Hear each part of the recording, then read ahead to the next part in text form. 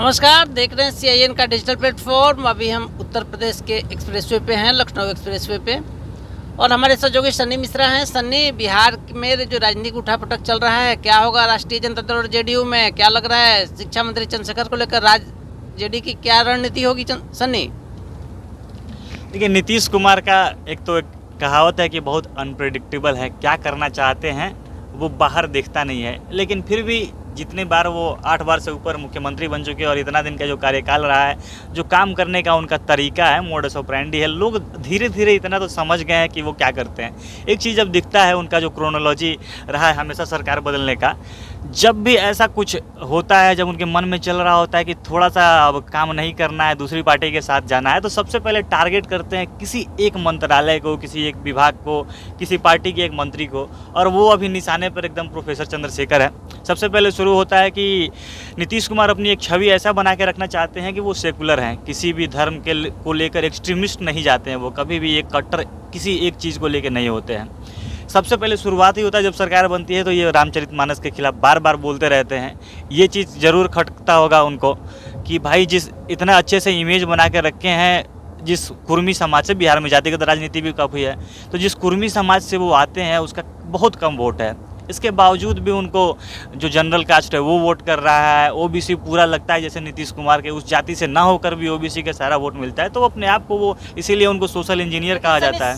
शिक्षा मंत्री को आखिर क्या करना चाहिए सनी? आपको क्या लगता है इस पीत पत्र के बाद क्या हो सकता है बिहार में राजनीति? जिस प्रकार से अभी पत्र जो वायरल हो रहा है, आखिर उन पर कहा भी गया कि ये जानबूझ के एक जो आप पर्सनल आपका PS है उससे लिखवा कर और ये पत्र मीडिया में डाल रहे हैं। BJP इसको एकदम कि सीधा सीधा शब्द था उनके प्रवक्ता का कि जो शिक्षा मंत्री बन के बैठा है वो आदमी एकदम बुड़बक आदमी है। एक PS से लेटर लिखवा के, एक IAS के खिलाफ ऐसे लेटर लिखवा के और उसको जानबूझ के मीडिया में लीक कर देना। एक्सक्लूसिव बता रहे हैं कि पीत पत्र लिखने का अधिकार पीत पत्र मंत्री का ब्रह्मास्त्र होता है, और पीत पत्र लिखने का अधिकार सिर्फ मंत्री को है, PS नहीं लिख सकता है सनी। एक्सक्लूसिव जानकारी है CIN के पास। इसी चीज़ को BJP उठा रही है कि जो आपको एक विशेषाधिकार दिया गया है वो किसी को भी सौंप दे रहे हैं, तो वो BJP सीधे शब्द में करिए कि एकदम मूर्खतापूर्ण काम है, कि मतलब बुड़बक आदमी है जो बिहार का जो शब्द है। पीत पत्र तो एक है, लेकिन अब RJD और JDU जो एक RJD जो है वो सीधे सीधे कल भाई वीरेंद्र ने धमकी दे दिया कि RJD के आप नहीं जानते हैं KK पाठक को, और JDU सीधे खड़ा है, मंत्री उसके खड़े हैं, श्रवण कुमार और नीरज भी खड़े हैं। बिल्कुल यही चीज़ कह रहे हैं कि जानबूझ के एक मंत्री को टारगेट करती है, और उनको टारगेट करना था, उनको दिखाना था कि हाँ हम काम नहीं कर पा रहे हैं। इसीलिए पिछले महीने KK पाठक को तो एकदम जानबूझ के बुलाया ही गया था। वो चले गए थे बिहार, उनको बुलाया गया है स्पेशल रिक्वायरमेंट पे, और 1 महीने पहले उनको शिक्षा विभाग में डाला जाता है। और नीतीश कुमार के सबसे भरोसेमंद अफसर हैं KK पाठक। बिल्कुल, दो जो सबसे उनके जो सेनापति कह लें, एक तरफ प्रत्यय अमृत और दूसरी तरफ KK पाठक, दोनों को जो मुख्य विभाग है जहाँ से पैसे आया था वहीं पे लगा दिया उन्होंने। नीतीश कुमार का जो MSP है, ऑनेस्टी का, ट्रांसपेरेंसी का, उसके साथ नीतीश कुमार छेड़छाड़ नहीं होने देना। बिल्कुल, क्योंकि वो चाहते हैं कि इसी नाम पे कोई भी पार्टी उनको स्वीकार कर ले रही है। एक तरह से मजबूरी बन के बैठे हुए 2 बड़ी पार्टियों का, जो बिहार की 2 सबसे बड़ी पार्टी है BJP और RJD, दोनों के लिए मजबूरी बन के बैठे, उनके बिना कुछ कर नहीं सकते हैं। तो ये नीतीश का काम है, जब उनको लगता है कि किसी के साथ हम खुश नहीं है तो एक मंत्री को टारगेट करेंगे और उसको ऐसे दिखा देंगे कि भाई ये इसने हमको मजबूर कर दिया था कि हम इसका साथ छोड़े। और वहीं प्रोफेसर चंद्रशेखर के नाम पे अभी नीतीश कुमार ये दिखाना चाहते हैं कि RJD हमको मजबूर कर रही है, ये लोग भ्रष्टाचार कर रहे थे। RJD तो सनी परेशान है ना, क्या आपको लगता है? एक तरफ तेजस्वी यादव 4 सीटेड हो गए हैं। बिल्कुल, वो तो कैसे डिफेंड करेगा RJD? तो यही तो, आगे चुनाव आ रहा है, बीच में सब प्लानिंग चल रही है, तो इनको तो लग ही रहा होगा ना कि, क्योंकि अभी सबसे ज़्यादा जिस तरह से तमाम फूट हो रहा है JDU के अंदर, और ये सबसे बड़ा चीज़ यही हो रहा है कि ये तमाम जो नेता है BJP के साथ जाना चाहते हैं, क्योंकि वो जो जीत के आए हैं वो अपने तरफ गांव, अपने ये क्षेत्र में जो वोट मांग के आए हैं, तो उस समय 2019 का चुनाव ले लें या 2020 का विधानसभा चुनाव ले लें, उस समय BJP साथ थी। तो ये हिंदुत्व के नाम पे जो राजनीति रही, राष्ट्रवाद के नाम पे, इन सब चीज़ों पे वोट मिला है। तो जो JDU के नेता, उनको इस बात का डर है, जो सांसद है, MLC हैं, MLA हैं, कि हम जिस नाम पे वोट मांग कर आए हैं, जिस मुद्दे पर हम वोट मांग के आए, उसके ठीक है जब उल्टा काम करेंगे और इसके उल्टा होगा तो वो लोग अगली बार जब जाएंगे तो हम हार सकते हैं। इस चीज़ का डर है, और इसीलिए 1-to-1 मुलाकात अभी पिछले लगातार 3-4 दिन चला है कि एक नेता को बुला रहे हैं और पूरा टाइम दे के मिल रहे हैं CM हाउस में। तो ये सबसे बड़ा दिलचस्प रहा हरिवंश का। जो 1 महीना पहले जेडीयू के राष्ट्रीय अध्यक्ष ललन सिंह हमरावर रहे हरिवंश जी पर। हरिवंश जी देश के नामी गिरामी पत्रकार और उपसभापति हैं राज्यसभा के, उनका 1.5 घंटा मुख्यमंत्री के साथ बैठना कहीं राजनीतिक तो यही जो अंदर जो था ये एकदम मीडिया में चल रहा था कि ये मुलाकात नहीं है, ये डैमेज कंट्रोल कर रहा है। नीतीश कुमार जान रहे हैं कि भाई पार्टी के अंदर क्या चल रहा है, हम अपने लोगों को मना लेंगे और तब बाहर जाके लड़ेंगे। पहले उन्होंने सब कुछ जांच लिया, स्थिति भांप लिया और अब वो एकदम एक्टिव हो गए। के पाठक की इतनी हिम्मत थोड़ी नहीं कि वो कुछ भी कर लेंगे एक मंत्री के खिलाफ। कहीं ना कहीं पीछे से नीतीश कुमार काम कर रहे हैं और सेम यही हो ही रहा है। नीतीश कुमार के पाठक के नाम पे काम करवा रहे हैं और बीजेपी उनको डिफेंड कर रही है।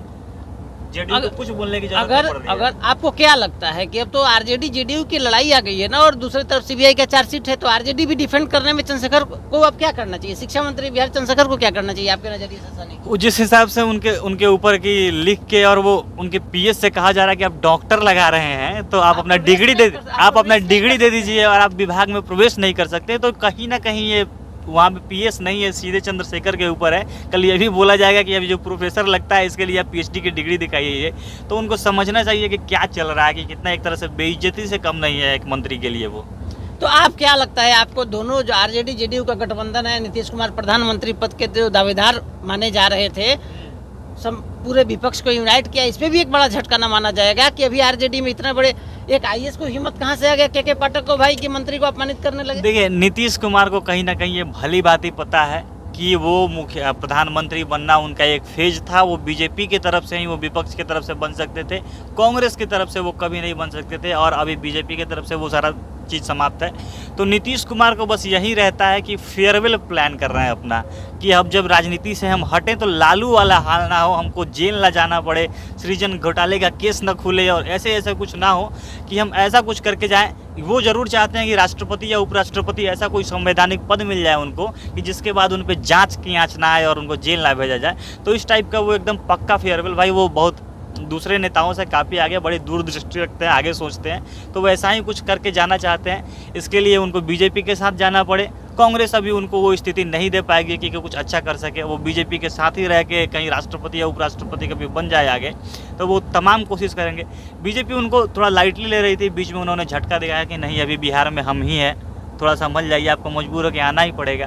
फिर वो जब पड़ेगा वो जाएंगे और जनता जैसे है वो स्वीकार कर लेगी कि सरकार कितना बेर बदले। उनको पता चल गया ये चीज़। तो बिहार के राजनीति पर हम लोगों ने चर्चा की है, बंद पे आप कंक्लूड करिए और अपनी बातों को समाप्त कीजिए। बिल्कुल, अभी तक तो जैसा लग रहा है देख के कि शायद नीतीश कुमार जो अभी 1 साल पहले देखने को मिला था वैसा ही कुछ करें।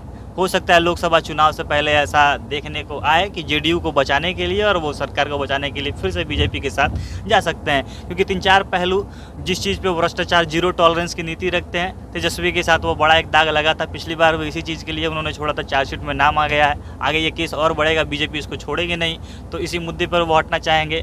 दूसरा चीज़ कि विभाग में काम नहीं चल रहा है, मेरे ऑफिसर अच्छे काम कर रहे हैं, टीचर्स को, क्योंकि यहाँ पर जनता भी सुनेगी कि टीचर को जो पढ़ाने नहीं आ रहा उसको अगर हम हटा रहे हैं, उसका सैलरी रोक रहे हैं, तो इसमें क्या गलत कर रहे हैं। लेकिन मंत्रालय अगर कह रहा है, आपके आरजेडी के मंत्री कह रहे हैं कि नहीं इनको हटाया जाए। के पाठक वो तो दलित विरोधी का आरजेडी ने आरोप लगा दिया है सर, ना नीतीश कुमार क्या करेंगे इस पर? ये तमाम सारी चीजें होंगी। वो काम के ऊपर खाली कहते हैं कि हम काम के ऊपर ध्यान देंगे, भाई उनको बहाना देना है, बात असलियत पे तो मतलब नहीं है। उनको एक कारण देना है कि हम इसलिए छोड़ दिए, तो नीतीश कुमार इसी चीज़ पे खेल जाएंगे कि हम अच्छा काम करना चाह रहे थे भ्रष्टाचार के खिलाफ और कुछ नहीं हो रहा था, इसलिए मजबूरी में हमको सरकार से हटना पड़ा। और जरूर हो सकता है कि 2024 से पहले प्रशासन क्रिया शुरू कर चुके हैं। बिल्कुल, हमको लगता है कि वो 10 बार एक रिकॉर्ड बना के चाहना चाहते हैं कि भारत के पहले ऐसे मुख्यमंत्री जो 10 बार उन्होंने शपथ ग्रहण किया था, और वो हो जाएगा, 8 बार तो हो ही चुका है। ठीक है, तो बाकी आगे अगर कुछ इस पे अपडेट आएगा, अगर जिस समय से भी राजनीतिक हलचल बढ़ी हुई है, कुछ आएगा तो बताएंगे। दिल्ली की तरफ बढ़ रहे हैं, दिल्ली पहुंचे, कहीं बिहार में कुछ प्रशासन जोक से मुख्यमंत्री को जब प्रत्याशित न कर दें। बाकी देखते रहिए, हमारे प्लेटफॉर्म के साथ बने रहिए। यूट्यूब, फेसबुक, हर जगह आप इसको सब्सक्राइब और फॉलो कीजिए, वीडियो शेयर कीजिए। धन्यवाद। Right message, right communication, country inside news.